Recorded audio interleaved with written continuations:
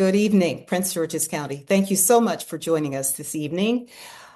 We are sponsoring tonight a forum that we hope that you find interesting, helpful, and informative. This is the first session of the Elevating Prince George's Community Conversations Town Hall Series. And tonight you're going to hear from county agencies and experts, industry experts about beautification efforts in Prince George's County, about the ways that they are undertaking to add the sheen and the shine to Prince George's County.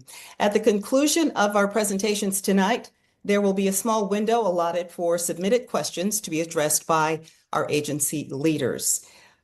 Thank you again for being here tonight, and we'd like to kick off this town hall by hearing from our county executive, Prince George's County Executive. Madam County Executive. Good evening, Ms. Lawson Muse. It's great to be here with you and with all of the agency leaders, but most importantly, our amazing residents here in Prince George's County. I won't speak long because I really want you to hear from some of the county agencies represented here. And I also want to make sure that your questions are answered. But, you know, on the campaign trail, the number one promise I made was to clean up the community. And over the past 100 plus days, we've been hard at work cleaning up our streets and our shopping centers. And that's what Project Elevate, Beautification, and Renewal is all about: addressing neglected spaces, enhancing curb appeal, and making our public spaces and neighborhoods a point of pride. From green, clean spaces to significant investments in revitalizing county properties, all of this work restores Prince George's County to the community that, quite frankly, first attracted many of us, many of our parents like mine, to this great county. We heard the concerns about 311. And we wanted to get to the bottom of it. And we did. We visited our call center and we met the employees who are really behind a lot of the complaints and issues that you have brought forth. And what we realized is that 311 itself wasn't the issue. It was definitely collecting plenty complaints. In fact, we have had about a 28,000 complaint backlog. That meant 28,000 complaints that residents had that had been unresolved in the system. That is the number that we inherited. And instead of us saying, well, throwing our hands up and saying, this is impossible, we said, let's get to work. We developed a 311 strike force, which really gave teeth to 311. See, 311 is the complaint line, and that's run by the Office of Community Relations. But the complaints themselves have to be resolved by several other county agencies that work hand in hand with our 311 system. And so we ventured to figure out how we can put a huge dent in this backlog. Of the nearly 28,000 cases, what we noted was about 49% of those cases, or if you want to know the number, over 13,340 cases were classified as nuisance cases. So these are cases of, grass that needs to be mowed, litter that needs to be picked up, dump sites, things like that. And so we wanted to address those specifically. We thought that we could work together with county-based businesses, along with our agencies, many of whom you'll hear from today, to get that number down. We were able to contract with a local-based business, McClam Development Company, who hired several other subcontractors, all of whom are Prince Georgians, and they have completed now over 85% of the work, that backlog work that we had to do. We thought it was important to show residents that, number one, they can believe in their government and that they can actually see their tax dollars at work. The first cleanup we did was a cleanup of a lot that had over 400 tires. They were abandoned tires that had been sitting in this neighborhood for several years. There had been several complaints to the 311 system about it, but nothing had been done. And so when I took office, and we found out about it, we got to work. And that's actually where we held our press conference announcing the Strikeforce. And so since then, we've been hard at work again, 7 days a week, cleaning up our communities, beautifying our communities. So we still have a lot of work to do, but I hope that you have seen the difference when you look outside, because it has been a labor of love. And so I want to thank the entire team who's worked on it, including many of these agencies who you'll hear from.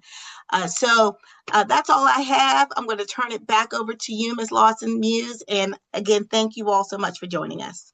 All right. Thank you, Madam County Executive. It's good to hear from you and good to hear about the progress that is being made. And we know there's lots of work to be done, but we see it getting done and we're happy about that. Thank you so much for joining us. Right now, we're going to hear from the leaders of several county agencies, those agencies that are responsible for beautifying the county with all kinds of work that's being done. We'd like to first present the leaders of the Department of Public Works and Transportation who'll be speaking tonight. DPW&T is responsible for managing more than 2,000 miles of county-maintained roadways, snow removal, tree trimming, street sweeping, and in some cases, illegal dumping. DPW also manages and operates Prince George's County's local bus service. We call it the bus. And the speakers tonight from that agency joining us are Wesley Thompson. He is Associate Director of the Office of Highway Maintenance. And Michael Pistonenzi is Certified Arborist, Urban Forestry, and Streetscape Manager for the Office of Storm Drain Maintenance. And he's a member of the Prince George's County Beautification Committee. Gentlemen, thank you so much, both of you, for being with us. And let's begin with you, Mr. Thompson. Yes, thank you, and I appreciate the opportunity to speak to the folks who have joined the call this evening, and I'm excited about the work that we're doing inside of Project Elevate and the beautifying of Prince George's County. So the Office of Highway Maintenance, we're responsible for doing a lot inside of the county relative to snow removal, litter, illegal dumping, mowing, tree trimming. So there's a lot that we do and a lot we will continue to do. And I'm happy to answer any questions that the community has. Thank you. All right. Thank you so much. Mr. Pistonenzi. Hi, my name is Michael. I've been an urban forestry manager with DPW&T for about a little over a year now. I'm an arborist and horticulturist who helps the county with landscape projects and tree installations within the public right-of-way. I really love the county's tree planting program, The Right Tree, Right Place. We install trees from November to April each year, prioritizing low canopy communities. The program has planted over 78,000 trees since 2011, with over 7,000 each year. The majority of those trees are Maryland native species to help support biodiversity and resilience and county aesthetics. We've removed over 19,000 hazardous trees since 2011, focusing mostly on ash because of the emerald ash borer, which is a small beetle that killed a lot of our ash trees, as well as the Bradford pear, which is sort of a weak tree that breaks a lot in storms. The program prioritizes both aesthetics and public safety. I also have the privilege of serving on the PG County Beautification Committee. It's a committee of residents and county officials and master gardeners come together to promote sustainable projects. That could be anything from rain gardens to school tree planting events, especially for Arbor Day, pollinator habitats, things like that. Many of these community members are recognized at the annual Beautification Award ceremony for beautifying and maintained spaces in their communities. I also have the privilege of helping civic associations and schools and faith-based organizations through the Clean and Green Elevate the Scene event. This was just this past weekend. We got to distribute hundreds of free Maryland native trees and shrubs and perennials and daffodil bulbs for people to beautify public spaces in their community. There are many ways to get involved with community beautification events. No project is too small. And I'm happy to be here and help answer any questions. All right, we're happy to have you, Michael Pistonenzi, and we'll look forward to hearing from you later. The next agency that we'd like to focus on is the Department of Permitting, Inspections, and Enforcement, also known as DPI. DPI's mission is to promote economic development and protect the health and safety of county residents, as well as business leaders and visitors through efficient permitting, inspection, and zoning enforcement processes. Joining us from that department is the Deputy Director, Mr. Lamont Hinton. Good evening, Mr. Hinton. Good evening. It is a pleasure to join the residents of Prince George's County tonight. I'm always esteemed to talk about the beautification efforts that the agency is enduring. Over the last few months, we have been laser focused with the county executive's leadership on Project Elevate. And as she said earlier, as the county executive said earlier, Strikeforce has been a premier program that has helped us to go back and address outstanding 311 requests for our residents. We as an agency have been also laser focused in developing better messaging. We have employees that are literally working 7 days a week on beautification efforts within the county. We also have employees who are focused on after hours business efforts, right? Things that are not, or that are potentially an eyesore for the county. Illegal businesses, unpermitted construction. As you know, we have to do a better job, and we have done a better job with regards to the messaging to our residents in the county. I just want to continue to focus that we're going to be focused on 311 responses, ensuring that residents get the timely response and the beautification efforts that they so welcomely deserve. Thank you. All right, thank you, Mr. Lamont Hinton of the Department of Permitting and Inspections. We're going to turn now to the Department of the Environment, also known as DOE. DOE supports clean water initiatives, climate and energy programs, flood control, recycling programs, litter prevention, sustainable animal management, and pet adoption in the county.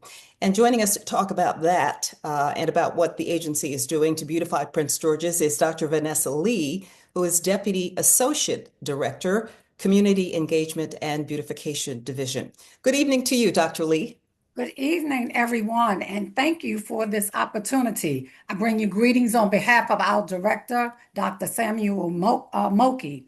DOE remains steadfast in our mission to elevate, educate, and engage residents in quality services. And we do that every day through programs that foster environmental sustainability, community pride, and public engagement. Like my sister agencies have indicated, we worked very hard with Project Elevate with the county executive to remove 380 tons of trash from streets and neighborhoods, 39 tons of scrap tires, 205 tons of yard trim. And we have various other beautification programs that I would love to talk to you all about. So please reach out to us at doecares.com and talk to us even further. All right. Thank you, Dr. Lee. The Office of Community Relations, OCR, acts as a link between the government and residents through various public engagement initiatives, events, and importantly, overseeing the PG 311 system. Joining us from that agency is Chanel Dickerson, who is the director of OCR. Good evening, Chanel. Good evening. Thank you so much. I am excited to be here to help elevate Prince George's County. I share in the vision that the county executive have for the county is to ensure that Prince George's County is a place where every resident have the ability to thrive and feel respected and valued. The Office of the Community Relations is the hub. We have to keep our finger on the pulse of what's going on inside of Prince George's County. What I've learned since I have been here as the acting director for the Office of Community Relations is there is no two communities that are alike. And so we're focused on constituent services to go out to meet the needs of the community and partner with the great men and women. You've heard from them, and we are all committed to elevating Prince George's County. And so I welcome any questions that anyone has. Thank you. All right. Thank you, Chanel, the director of the Office of Community Relations. The next agency that we are going to talk about this evening, the agency that handles the finances of the government, the Prince George's County Revenue Authority. And this agency is a quasi-governmental entity that serves as a public-facing enforcement agency dedicated to promoting public safety, accountability, and quality of life for residents and for visitors. And in addition to that, the Revenue Authority is a manager of programs and operator of facilities on behalf of the county and utilizes its finance development arm to advance economic growth and community development. And joining us from the Revenue Authority tonight is Judith S. Danso, Esquire. She's the Executive Director. Good evening, Judy. Good evening, Mrs. Pat Lawson Muse. Always great to see you. Thank you for having us. Again, as you mentioned, serve as the Executive Director on behalf of the Revenue Authority. And as Madam County Executive mentioned, we were so blessed and honored to be one of the agencies that partnered with many of our intergovernmental agencies to resolve a lot of these longstanding service requests in the Prince George's County 311 system. We understood very clear Madam County Executive's mandate in terms of elevating this county through our beautification efforts and through the Strikeforce 311.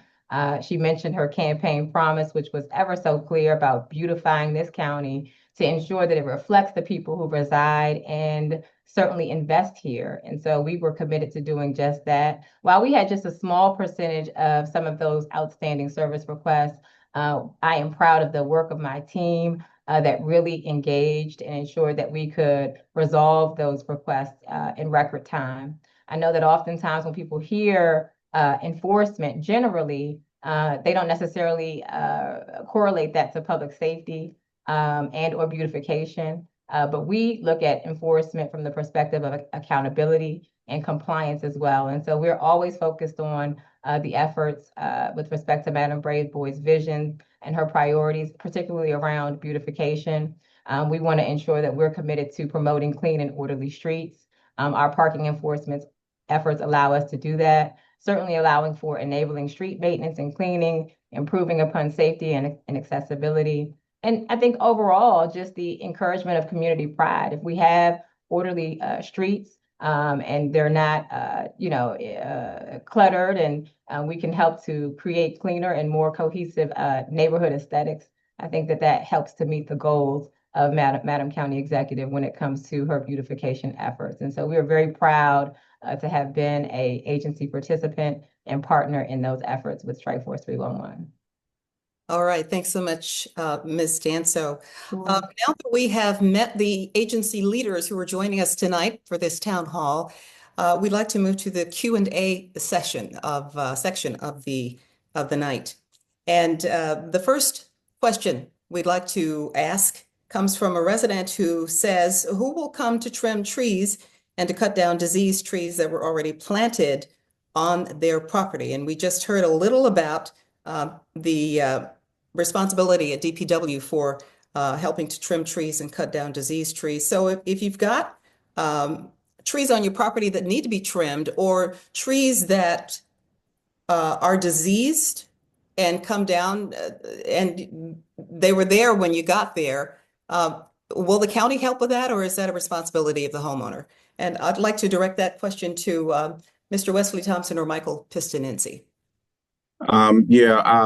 I'll jump in with that answer, and Mike can add on as he wishes. So to answer that question, so trees located on the county right-of-way is typically that area between the strip of land between the street and the sidewalk. That is the responsibility that the county maintains. This includes trimming and for visibility and safety, and the removing of trees that are dead, diseased, and pose a public risk. If the tree is located on private property, meaning that it is past the sidewalk or fully inside of the yard, then maintenance, trimming, and removal are the responsibility of the property owner. For those cases, residents would need to use a licensed tree service of their choosing. If you are unsure whether the tree is is on private property or in the county right of way, residents can contact 311. The county will send out an inspector to determine ownership, assess if the tree's condition is good to go or not, and schedule work if it falls under the county's responsibility. Please understand that our priority is to maintain a healthy environment, and safe streets that are that support neighborhood appearance, shade, stormwater benefits, and public safety are a priority for us. So if you see that trees are leaning, diseased, damaged, or interfering with utilities, please report those to 311 so it can be evaluated. Okay, all right. The next question, it says, beyond fixing potholes, what's being done to make our roads safer for drivers, bikers, and walkers alike? This resident asks, can we expect expanded bike lanes, speed enforcement in high-risk corridors, or public safety partnerships to reduce reckless driving and to make our streets safer for everyone? Mr. Pistinensi, let's have you answer that question. Sure. As an arborist, I'm going to defer to Wesley.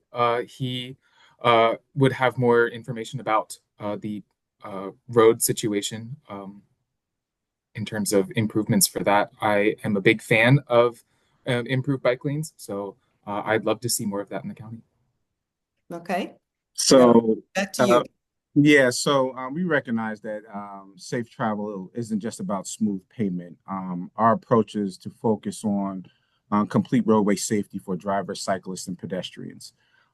First, we are continuing to repair and resurface roadways, but we are also taking a broader data-driven approach to safety improvements. This includes evaluating where crashes, speeding, and pedestrian incidents are happening and prioritizing those areas for action. We are also expanding traffic calming strategies such as speed humps, signage upgrades, lane narrowing in select areas, and better crosswalk visibility. These improvements help slow vehicles and create safer conditions in neighborhoods. When it comes to bike and pedestrian safety, we are working with our planning and transportation partners to identify where additional bike lanes and sidewalk improvements are most effective. This work focuses on connecting neighborhoods to schools, parks, transit centers, and commercial areas so that walking and biking are real and practical options. All right. Finally, we are strengthening our focus from a public safety perspective and working with our partners to reduce reckless driving. This includes targeted enforcement in high-risk corridors and the county strategy relative to Vision Zero, which is eliminating traffic-related deaths and serious injuries. Okay, thank you so much. Mr. Pistinensi, since you're an arborist, I don't want to leave you out of the conversation. Can you just tell us like the most important advice that you can give to county residents who love their trees, how to keep them healthy and how to keep them, from falling and destroying property? Do they need to be fertilized, trimmed on a regular basis? I mean, what would you suggest to the average person since most of us live in neighborhoods where trees proliferate? Of course, I think the main thing to think about is appreciating those trees that are those mature canopy trees. If you think about the age of that tree, someone planted it probably before I was born, probably before some of us who are in this meeting were born. So to appreciate that big canopy, someone had to think about planting a tree 80 years ago. Someone had to think about planting that tree 50 years ago. So if you do see new trees in your neighborhood, thinking about if they look a little dry, taking a hose over to them to give them a little water in June, July, August can save their life and can provide that canopy for generations to come. In terms of that mature tree care can actually get quite dangerous. And I would recommend doing, if you see a broken branch, if you see something very big with those large, mature 60-foot trees, to put in a 311 ticket and to allow professional arborists, professional licensed tree climbers to address those trees. There's not much, the layman can do from the ground level on a 60-foot oak tree. So if you do see something like a large hanging branch or a lot of dieback in the room, in the canopy, please submit those 311 tickets so we can get someone out there to safely bring that branch down. All right, that sounds like good advice. Thank you both so much. These questions, the next questions are for the Department of Permitting, Inspections, and Enforcement. This resident asks, is parking on the grass not reinforced as well as residents blowing debris and foliage into the street, which I believe is illegal in Prince George's County. There are too many commercial vehicles parked on private properties and too many makeshift at-home car repair services. What do you have to say about that? So let me Mr. just tack one question at a time there. Thank you again for the opportunity to speak on this topic. Obviously, parking on the grass, and no neighborhood is ever the same, right? And we have to treat that. There's definitely different messaging that we have to do for certain neighborhoods. But obviously, if you see residents that are parking on the grass, you should call and file and call 311 and file a complaint with regard so we can investigate it properly. So I encourage everybody to be a good neighbor and not park on the grass. Obviously, with regard to commercial vehicles on the property, commercial vehicles are not prohibited to be on the property for an extended period as well, right? We do have we have several initiatives that we're actually working through now with one of our agencies with the Revenue Authority to explore and to enforce this after hours, right? Because we realize a lot of this behavior is occurring after regular people go home. You heard me communicate earlier that we have employees that are working 7 days a week, and we also have employees that are working after hours and on weekends to address those areas where folks are working on cars. Just this weekend, I was in a neighborhood on a community walk, and we discovered, with the collaboration with our partners on this call, folks working on cars in their driveways, folks working on cars in their streets. So this is behavior that is not sometimes ongoing, but we need to have the resources, and we do have the resources to enforce that. So I just want to stress to the residents on this call today, please don't park on your grass, because it is you can get a violation notice and up to a citation if it continues ongoing. So I hope I answered your question today. Okay, there's another question for you, Mr. Hinton. This one reads, Before you go on to the next question, can you, Mr. Henson, explain the process? Because oftentimes residents have questions about who does the citation for these vehicles that are either parked on grass or parked the wrong way on the street, or who have expired tags, or busted taillights, or the tires that clearly they're not going to be able to go anywhere. Who's responsible for ticketing them, and how long do residents have to wait before they are towed? Sure. Thank you, man, for asking that question. Obviously, if a resident calls, there's a 311 request generated. We will the appropriate agency would go out and respond to just say a vehicle parked on the grass, right? A violation notice would be issued once an inspector goes out and sees the vehicle parked on the grass. When you say inspector, from which agency? From the Department of Permitting, Inspections, and Enforcement. Now, the other issue or concern is the residents have, if it's parked on the public right of way or the street, that is actually the authority of the Revenue Authority. You heard Executive Director Danzo talked a little while ago about her authority. So we share a common theme of vehicles and cars, but we both have separate authority. The permitting office of DPI has the authority on private property, and the revenue has the authority on the public right of way. So that is the clear distinction between the two agencies. So an inspector comes out and he inspects within a violation notice is issued.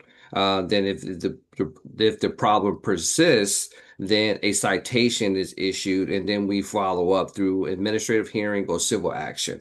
But that is still, that process could literally take up to 90 days to resolve. So I just want to set the expectation with regards to timeline in terms of when residents could potentially see some particular action. We're asking folks, it's just like, let's not let it get to that particular point. Let's be a good neighbor and then act accordingly. Okay, That's what we would hope neighbors would do. Certainly the neighborly thing to do. Yes. It doesn't always happen, but we can always hope. The other question that we got, Mr. Hinton, is this one. A persistent concern that this resident has regarding Prince George's County is the excessive proliferation of roadside signage. These signs, they write, advertising services such as power washing, trash can cleaning, free solar installations, and junk removal are posted all along highways, state highways, and residential streets in overwhelming numbers. Are there existing regulations or fines in place to discourage this kind of unauthorized signage?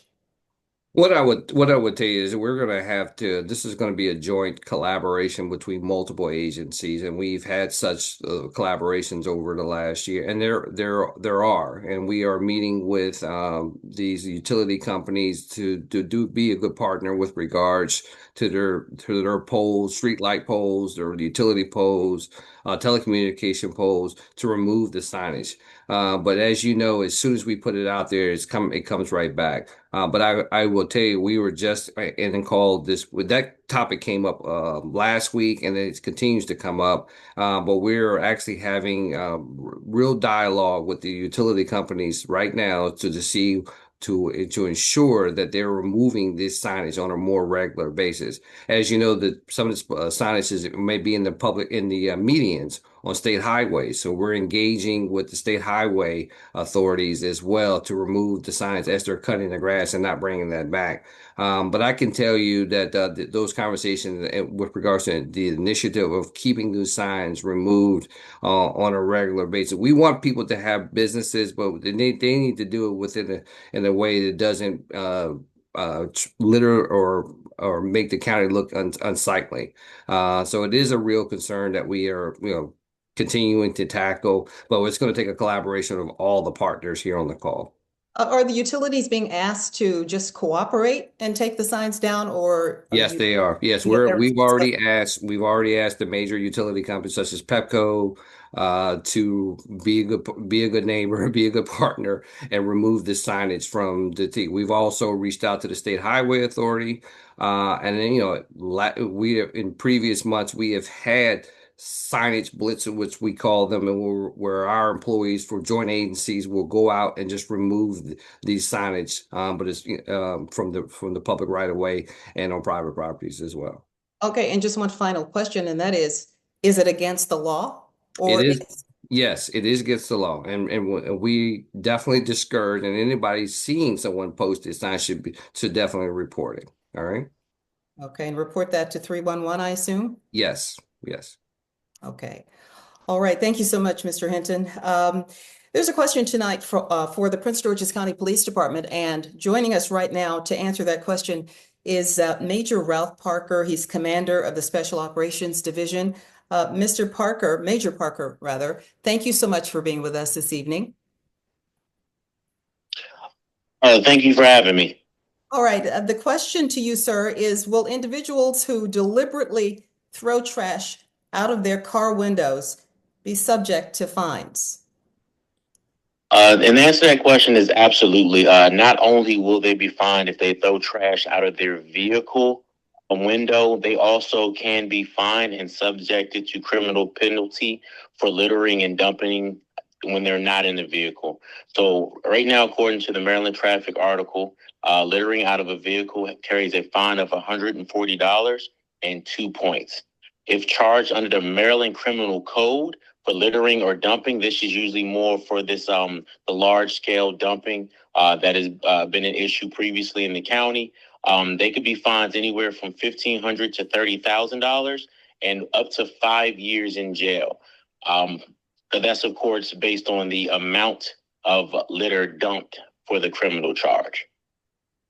So if they dump or dispose of small amounts of trash, is that not against the law, and will they not be fined? I mean, how often do you pull up behind someone at a stoplight or red light and they throw their McDonald's trash or whatever outside of the window? Yeah, so for that, that would be the a traffic citation of $140 and 2 points. So yes, they will be fined for small amounts as well. Okay, I guess the challenge there is to catch people because we know they do that all the time. All right, Correct. thank you so much for answering that question. We have questions for the Department of Energy now, and the first question is, what's the best way to request trash? A lot of questions about trash tonight. These are your questions, questions from Prince George's County residents, and many of them are about trash, which is one of the reasons the county executive has started the Strikeforce 311 program. What's the best way to request trash removal at a particular location? Is that also 311? And if so, how long is the response time on that? And that question is going to be directed to Dr. Vanessa Lee. Yes, you said the Department of Energy, but that's the Department of the I'm sorry, Environment. the environment. I'm I sorry. know, we take it all. We talk trash too. There is a Department of Energy, but not Prince George's County. Thank you. You're right. Everybody wants to talk trash. But yes, the best way to report it is through Prince George's County 311. And it takes around about 48 hours to investigate it because we would have to be alerted to the incident. And then based on the magnitude of the trash and that type of thing, we might have to coordinate services with some of the other county agencies because sometimes it could be like an eviction that caused the trash to be set out and that type of thing. And so it would require us to coordinate and collaborate with other agencies to get the trash removed. There are a lot of questions tonight about trash. And one resident asks whether the litter task force meetings will be reinitiated. And if so, will they include community involvement? The Environmental Task Force does meet on the first Tuesday of every month. The public is not included in those meetings at this particular time, but we do work with law enforcement, the police department, and the Office of the Attorney General to try to bring these cases to court and also to prosecute these types of cases. So yes, we are still working and we are working diligently to try to bring this matter under control. The county's used cameras to address speeding on highways such as 210. Another resident asks if the camera monitoring program could be or should be extended to also help with the issue of trash and dumping.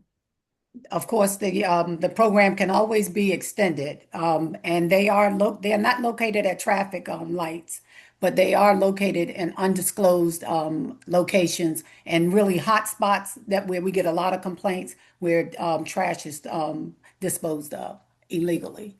If I could just add to that, we are working with our director of the Office of Information Technology, Bernard Wright, to look at technology that could actually assist us with using existing structures like light posts and things like that and traffic lights to pick up litter of people who are littering as well. So we are looking into that and any new technology that would allow us to detect those who are littering.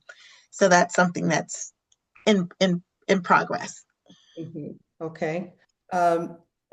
This is one more question about trash, and I promise you we're going to get to something else. This is also for the Department of the Environment. This resident wants to know what measures are being put in place to hold residents and businesses accountable for trash that piles up on and around their properties. If I could just take the commercial areas, and I'll allow Ms. Chappelle Lee to respond to the residential areas.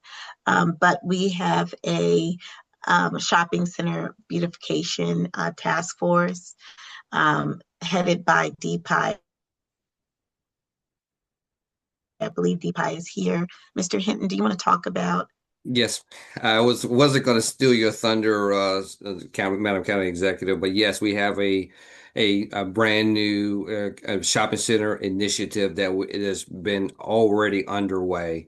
We're excited where we're working with local businesses to do the right thing with regards to litter, trash, loitering, making their property very safe so residents can enter and exit properly.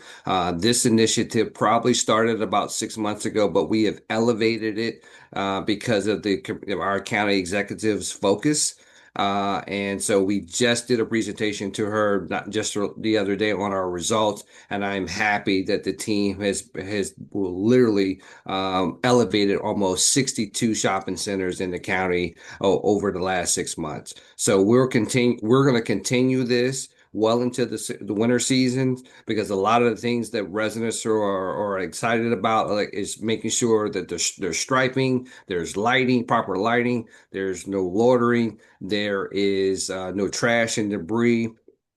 I can tell you the permitting office issues well over 10,000 violations a year. And a lot of the work that we're doing on the commercial side and in the residential side is for the residents and the beautification. And we realize we still have a lot of work to be done, and we'll continue to be at it. Okay, Dr. Lee, do you want to address that question about residents that allow trash to pile up on and around their properties? Sure. Our division, our resource and recovery division, we have both a collections department that investigates any complaints that we get regarding residential facilities that have debris that's not properly stored outside for their collections, as well as those businesses too. So we do try to work with both our residents as well as businesses to properly prepare their debris for collections, as well as to teach them how to properly get that debris out into the community, and make sure that they have receptacles available for their visitors in their homes and visitors at their place of business. Okay, and can I just throw in that the county recently began picking up bulky trash with regular trash. So those larger items that we sometimes see on the highways and the streets can be picked up if they just put those items out with their regular trash. That's correct. Residents can put out 4 items with their curbside collection. All right. If I could, because I've seen this, just in my travels, and have experienced it, where you have neighbors, even on trash day, who don't secure their trash. And so even though, our trash haulers are coming, they're on time, they're picking up the trash, if an animal has gotten to your bag because you left it out all night and that animal came and feasted off that bag, the trash haulers aren't cleaning up all of that debris that may have been left, because of course they have a route to complete. So it would be difficult for them to do that. Sometimes people don't secure their trash. Even if animals don't get to it, they don't secure their trash. And so pieces of trash blow in the wind, and it just creates problems for the community. So I would ask communities to really enforce how you want the residents in your areas, especially if you live in an HOA, to place their trash out on trash day. Do you want it in a trash can? If it's not in a trash can, is it tightly secured and twisted so that nothing comes out of it? I think people sometimes they haphazardly place their trash out. And so trash day becomes a nightmare because the trash that was supposed to be taken is all spread around, so it's just something that we have to be more conscientious about when putting our trash out. And I think we could work really closely with homeowners associations and civic associations to message that. But for homeowners associations in particular, since you do have some ability to influence behavior of your members, that's something that I think people need to be reminded of. Okay, that's good good advice. Just simply tying the bag or putting the top on the trash can or spraying with disinfectant can also help. All right, thank you so much for your input on that. This next question is not about trash, and it's for the Office of Community Relations. The first question is that there is a homeless man who peddles money at Iverson Branch. This is an unhoused man who is at the Iverson Branch, and peddles for money. He lives in the wooded area off the roadway. This is a very unfortunate situation, of course. There's a lot of trash in that area. The man has been there for years. Has anyone followed up on that situation? Would you like to take a shot at that? Ms. Dickerson. Yes, ma'am, I would. And you are absolutely right. It's heartbreaking to hear that story and receive that question. I live close to that area, so I am very familiar with the gentleman that she is speaking of. So she or he is speaking of that sent in the question. But that has been an ongoing issue for years. That area has been cleaned up. We have offered wraparound services to the gentleman, and he's gone for a while, and then he comes back. So he's definitely on the list. As you heard Madam County Executive talk about the Strikeforce initiatives, I've already spoken to the other members of the Strikeforce team about that location, and we'll take social services with us as well to ensure that he gets the help that he needs, because it's very difficult as community members when you see people in the community who are unhoused and the environmental impacts that it can have. I could not find that concern inside the 311 system. So I feel like this is a perfect plug to tell people how to report their concerns to 311. And you can report 24 hours, 7 days a week at pgc311.com, or you can download the app in the Apple Store or your Play Store, or you can call 311 Monday through Friday, 7 a.m. to 7 p.m. Okay, Ms. Dickerson, we have another question that does refer to trash. This question this resident asks, when can we expect improved customer service when calling 311? I've reported trash left behind by our county contracted garbage collectors, only to be told that there is no trash when I can clearly see that it was dropped and left in the street on pickup day. This sounds like maybe not an isolated incident, but an unfortunate incident for that resident. And maybe again, the contractors who are on that schedule and trying to get to their next stop. But what would you say to them? First, because I think that question could be answered in two parts, because I was trying to read it and make sure that I provided the answer for the residents. We are elevating the customer service experience to align with the county executive's vision for the county, because she wants to elevate everyone's experience with responsiveness and accountability consistently across all agencies. So whether the concern for customer service happened with the 311 call taker, or because 311 call center is the hub, and once someone reports their concern is then transferred to the appropriate agency. Perhaps that agency's response to the resident was inadequate, but nonetheless, we're one team, one goal in Prince George's County, and we will correct that problem. All right, thank you so much. Questions for the Revenue Authority tonight. And the first question is, the same car has been parked on my street for more than 6 months. How can we report this vehicle to be removed? It appears that many residents don't know that they can simply call 311 to report many of these concerns. Ms. Danso.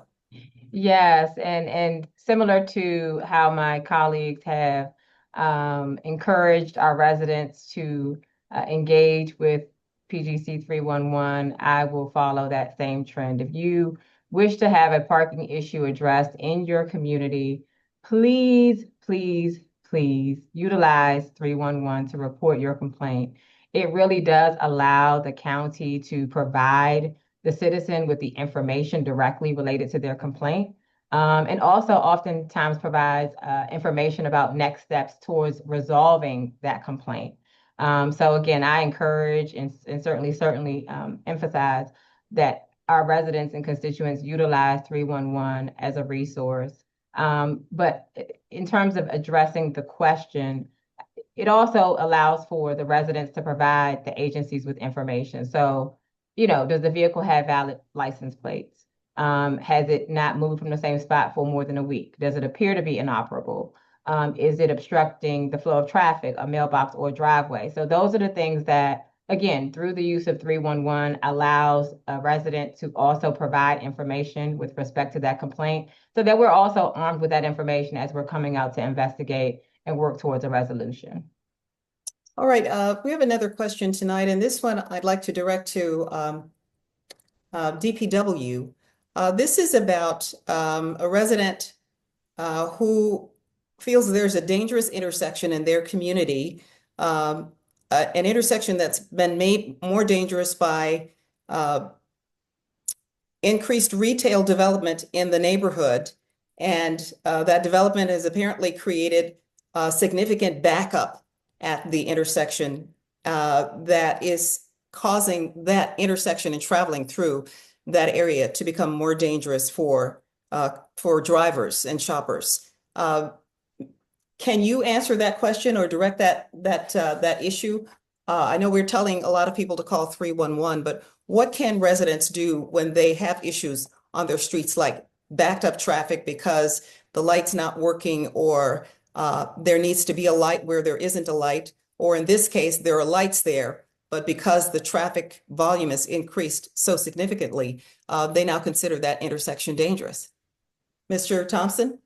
Yeah, great question. And we touched on that the other day during another town hall.